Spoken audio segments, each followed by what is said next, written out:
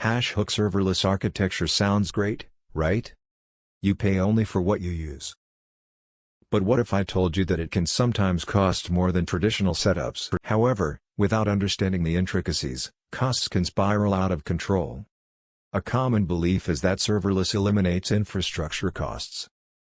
In reality, several factors play a role in pricing, and many of them are easily overlooked. The simple explanation: serverless means you don't provision physical servers. Instead, you use cloud services like AWS Lambda, Azure Functions, or Google Cloud Functions.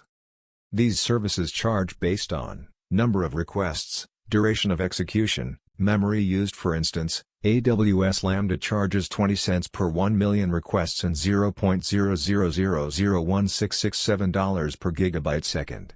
If your function runs for 200 milliseconds and uses 128 megabytes of memory, you might think it's cheap. But when you scale to thousands of requests, costs can add up quickly. Serverless isn't always cheaper because it can lead to unexpected costs, especially if you don't manage your architecture properly.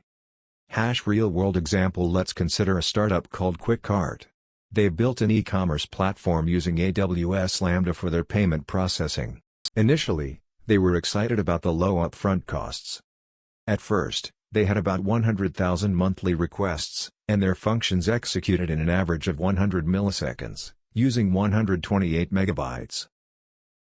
Their initial costs were around $1.50, which seemed great. However, as they grew, they added features like email notifications, inventory checks, and analytics.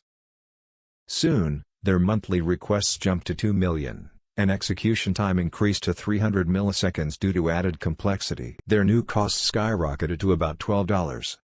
This was a surprise, but the real kicker came when they hit 5 million requests per month, pushing their costs to over $30. Delays in their functions also led to timeout issues. They had to rethink their architecture, realizing they needed a more balanced approach between serverless and traditional services. What to do instead: 1. Assess your workload. How many users do you anticipate? Analyze your current code or prototype. 2. Set cost thresholds. Determine your budget for cloud services. For example, if you have a budget of $50 per month, aim to keep your serverless costs below that threshold. 3. Choose the right services. Use a mix of serverless and traditional services. For high-frequency tasks, consider dedicated servers or containers. For infrequent tasks, serverless can be more efficient. 4. Implement monitoring tools. Use tools like AWS CloudWatch or Azure Monitor to keep an eye on request rates and runtime. Set alerts for when costs approach your thresholds. 5. Optimize your code. Refactor functions to minimize execution time. Even small changes can lead to significant savings.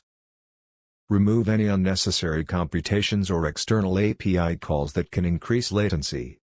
6. Plan for growth. Regularly review your architecture. If you see sudden spikes in usage, be ready to pivot to a more cost-effective model. Have a growth plan that includes transitioning to more traditional solutions if serverless costs become prohibitive. Common mistakes: 1. Ignoring cold starts. Fix. Use provision concurrency on AWS Lambda for critical functions to reduce latency.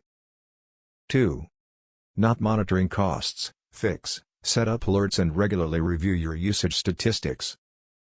Use budgeting tools provided by your cloud provider. 3. Overestimation of free tier. Fix. Understand the limits of the free tier. Don't assume you'll stay within them as you grow. 4.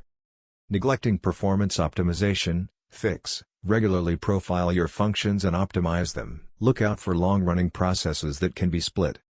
5. Assuming scalability equals savings. Fix. Analyze your architecture regularly. Just because you can scale doesn't mean you should. Always calculate the potential costs. Quick checklist. Assess expected requests and execution time. Set clear cost thresholds for usage. Choose a balanced mix of serverless and traditional services. Implement monitoring tools for usage and costs. Regularly optimize your code and architecture. Summary plus CTA serverless architecture can be a fantastic tool, but it's not a one-size-fits-all solution. By understanding the potential pitfalls and planning accordingly, you can leverage its benefits without falling into cost traps. If you found this information useful, drop a comment below sharing your thoughts or questions. And don't forget to subscribe for more practical tech insights.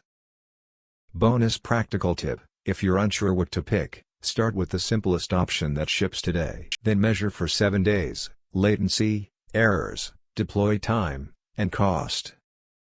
Only upgrade when metrics force the decision, not fear. Quick recap: keep it simple, avoid over-engineering, and build the smallest thing that works. If you want a real demo or checklist, comment demo. Subscribe for practical AWS, DevOps, Docker, and Kubernetes lessons.